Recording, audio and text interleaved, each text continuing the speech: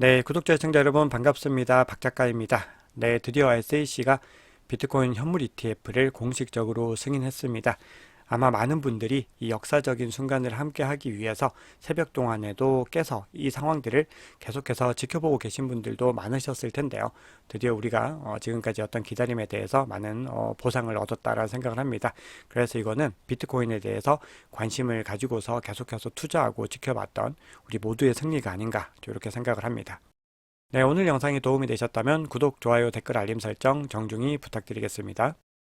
네, 한국 시간으로 새벽 6시가 되기 전부터 계속해서 승인이 됐다라는 기사들이 전해졌는데 갑자기 이 PDF 링크가 SEC에 등록이 됐다가 갑자기 사라진 거죠. 그래서 지금 시기가 좀 이르게 발표가 됐기 때문에 다시 삭제를 했다라는 부분들과 뭐 홈페이지가 다운된 건 아닌가 뭐 이런 여러 가지 추측들이 있었는데요. 결국은 공식적으로 SEC가 홈페이지에 승인했다라는 공지를 게재를 했습니다. 그래서 현지 시간이 10일에 드디어 SEC가 다수의 비트코인 현물 ETF, 즉 현물 ETP라고 되어 있죠. 이 상품들을 상장 및 거래를 승인했다. 이렇게 발표를 했습니다. 네, 그래서 지금 새벽 동안에 CBOE, 시카고 옵션 거래소에서 상장을 하게 되는 이 ETF의 명단이 원래 들어왔다가 다시 또 삭제가 되면서 많은 분들이 또 걱정을 하는 분위기들이 연출이 됐는데 이것 역시도 아마도 지금 시카고 옵션 거래소가 너무 또 발표가 나기 전에 본인들이 먼저 성급하게 움직이면서 거기에 대해서 다시 이제 원복을 시킨 것이다라는 분석들이 나오고 있죠. 그래서 이제 SEC로부터 공식적인 승인이 났기 때문에 이제 차례대로 이제 승인 절차가 이루어질 것이고 대부분 이제 내일부터는 거래가 이루어질 것이다. 이런 분석들이 나오고 있습니다. 네, 비트코인 차트 보시면은 지금 발표가 난 이후에도 계속해서 좀 가격이 지지부진한 움직임을 보이다가 시간이 조금 지난 이후에는 지금 약간 상승 추세로 좀 전환되는 움직임들을 보이고 있는데요. 지금 현재 46K를 조금 상회하는 움직임을 보이고 있습니다. 자, 그럼에도 우리가요, 지금 가격의 어떤 단기적인 등락에 너무 일희일비하지 마시고 조금 더 긴 구간으로 지금 어떤 흐름들을 지켜봐야 되는 부분들이 있습니다. 그래서 지금 비트코인 가격이 상승할 요인들도 있고 그리고 단기적으로 하락할 수 있는 요인들도 있습니다. 저 뒤에서 좀 말씀을 드려볼 텐데요. 그렇기 때문에 우리가 조금 더 긴 호흡으로 반드시 비트코인에 접근을 해야 된다라는 거 당부를 드리고요. 네, 그리고 이더리움 같은 경우는 지금 더 많이 폭등을 했었죠. 지금 비트코인이 지지부진한 구간에서도 굉장히 많이 상승을 해서 지금 자본의 어떤 움직임들이 어떻게 흘러가는지를 좀 볼 수 있었는데 지금 또 촬영 시점 기준에서는 약간 주춤한 움직임들을 또 보이고 있기도 합니다. 네, 그리고 이더리움 계열들도요, 전반적으로 좀 큰 상승의 어떤 움직임들을 가지고 가고 있습니다. 네, 그러면 CBD 장표 한번 보겠습니다. 네, 먼저 파이어 차트 보시면은 지금 ETF 승인을 기점으로 해서 강력한 매도벽들이 만들어지고 있는 걸 확인을 할 수가 있습니다.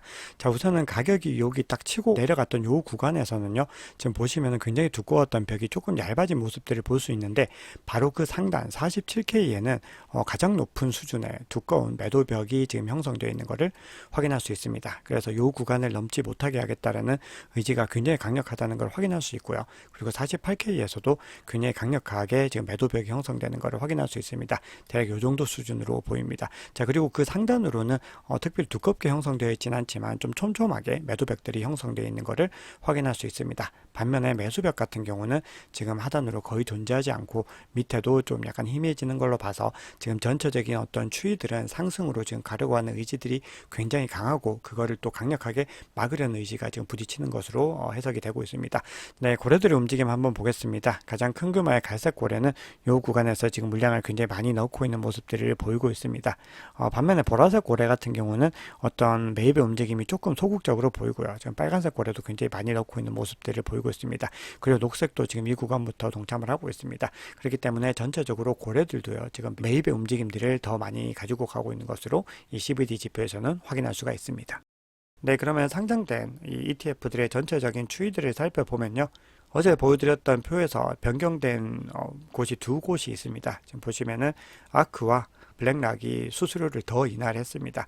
그래서 지금 아크 같은 경우는 6개월에서 1빌리언 달러까지는 0.0%를 유지를 하는데 승인이 되고 난 이후에는 0.21%로 낮추면서 지금 비트와이저와 더불어서 가장 저렴한 수수료를 형성을 했습니다. 지금 블랙락도 수수료를 낮춰가지고요. 12개월이나 아니면 5빌리언이 되기 전까지 0.12%로 원래 0.2%에서 0.12%로 낮췄고요.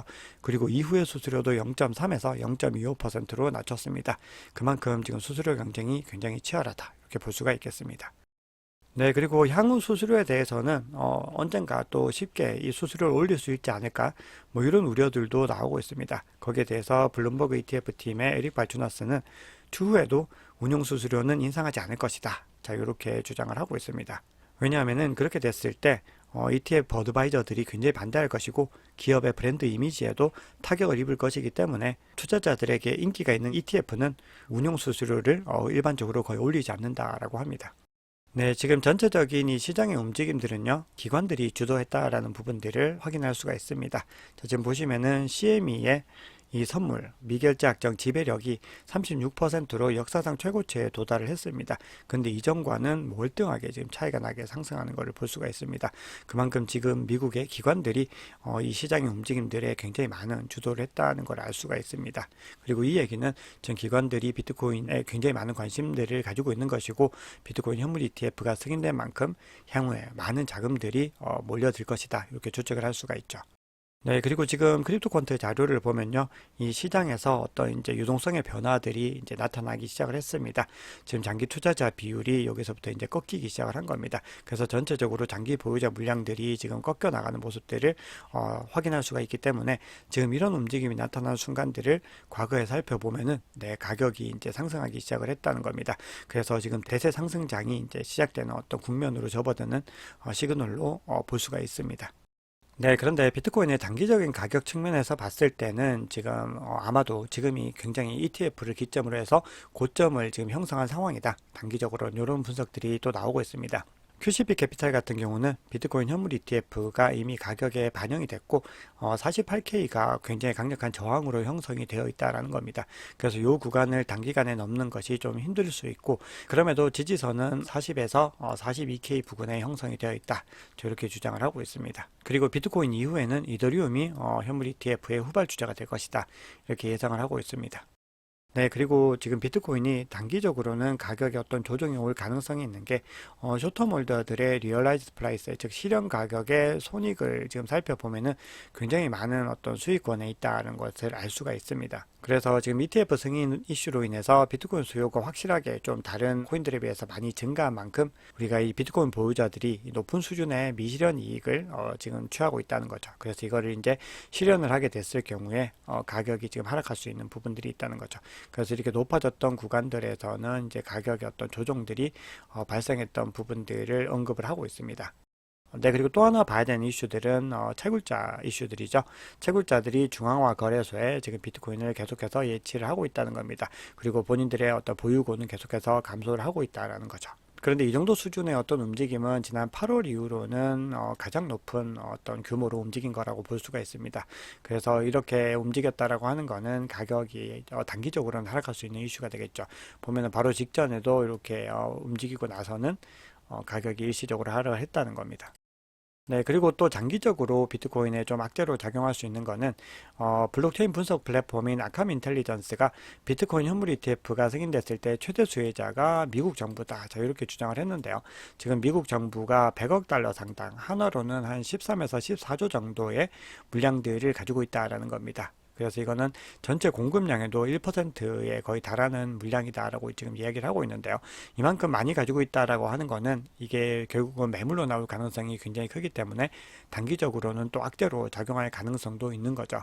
그래서 미국이 계속해서 이거를 본인들의 어떤 보유고로서 가지고 있을 수 있다면은 굉장히 호재일 수 있겠지만 이거를 본인들이 시장에 매도하겠다라고 공식적으로 발표를 한 만큼 가격을 흔들 수 있는 요인으로 더 작용을 할 수 있다고 생각을 합니다. 네, 그럼에도 비트코인 가격이 장기적으로 상승할 것이다 라는 부분들에 대해서는 별로 의심할 여지가 없는 것 같습니다. 자, 비트코인 채굴업체 마라톤 디지털의 CEO이죠. 프레드 딜은 CNBC 인터뷰에서 올해 비트코인이 사상 최고치를 경신할 가능성이 있다.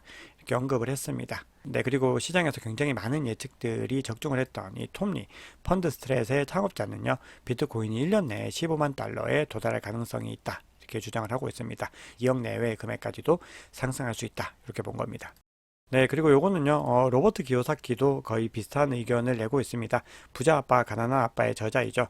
자, 이분도 지금 본인은 계속해서 가짜 화폐인 달러로 금은 비트코인을 매수하고 있다. 이렇게 주장을 하면서 얼마 있지 않아서 곧 150K, 즉 15만 달러에 도달할 것이다. 지금 톰리와 동일한 의견을 제시하고 있습니다.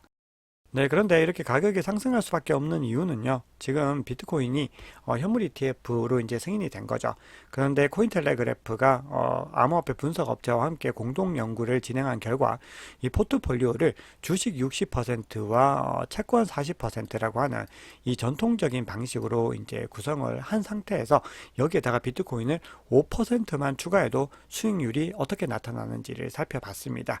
자, 그렇게 했을 때 2014년부터 2013년까지 추이를 봤을 때 6대 4의 포트폴리오를 그대로 했을 때는 71% 수익이지만 여기에 비트코인을 5%만 넣어도 157%까지 수익이 급등했다는 걸 확인했다라는 겁니다. 자, 그렇게 됐을 때 비트코인을 5%만 할당해도 이 정도의 퍼포먼스가 나온다라고 하면은 이제 많은 기관들이 비트코인을 본인들의 포트폴리오에 편입을 하지 않을 것이냐 할 것이냐를 판단해 보자는 거죠. 그러면 그 답은 명확해진다는 겁니다. 그럼 미국에 존재하는 정말 거대한 금융사들이 5% 내외로만 할당을 해도 비트코인은 엄청난 수요를 가지고 갈 수 있다. 이렇게 해석을 할 수가 있죠. 네, 그리고 또 하나의 효과는요, 지금 계속해서 비트코인 현물 ETF가 승인이 될 것이다 라는 겁니다. 그래서 지금 홍콩에서도 지금 이런 움직임들이 나오고 있다라고 일전에 한번 전해드렸는데요. 현재 약 10개의 펀드 회사가 홍콩에서 암호화폐 현물 ETF 출시를 준비하고 있다라고 합니다. 이 중에서 7곳에서 8곳은 실제로 추진하고 있다. 자, 이렇게 지금 나오고 있습니다. 네, 그래서 마지막으로는 마이클 반데퍼프의 의견을 가지고 와봤는데 이제 제가 좀 공감이 되는 부분들이 있어서 가지고 와봤습니다. 비트코인 현물 ETF 승인이 미치는 영향이 단기적으로는 미미할 수 있다라고 주장을 하고 있습니다. 하지만 그럼에도 머지않아서 48K 이상을 다시 테스트하고 다시 그 구간을 넘고 갈 것이다 라는 거거든요. 그래서 결국 중요한 거는 이 현물 ETF는 암호화폐가 존재한 이후로 단기적으로 가장 크고 중요한 이벤트이다 이렇게 주장을 하고 있습니다. 네, 여기에 대해서는 저도 동의를 하고요. 결국은 오늘이 제도권으로 공식적으로 승인이 된 첫 해라고 볼 수가 있기 때문에 우리는 앞으로 계속해서 비트코인 현물 ETF가 3년, 5년, 10년을 두고 꾸준히 상승할 수 있는 기반을 마련했다 이렇게 볼 수가 있겠습니다. 네, 여러분 오늘 준비한 얘기는 여기까지입니다. 자, 오늘은 빠르게 소식 전해드리기 위해서 간단하게 준비를 했습니다. 내일부터는 시황을 평소처럼 더 다양한 자료들을 가지고 전해드리겠습니다. 네, 오늘 준비한 얘기는 여기까지입니다. 여러분 감사합니다.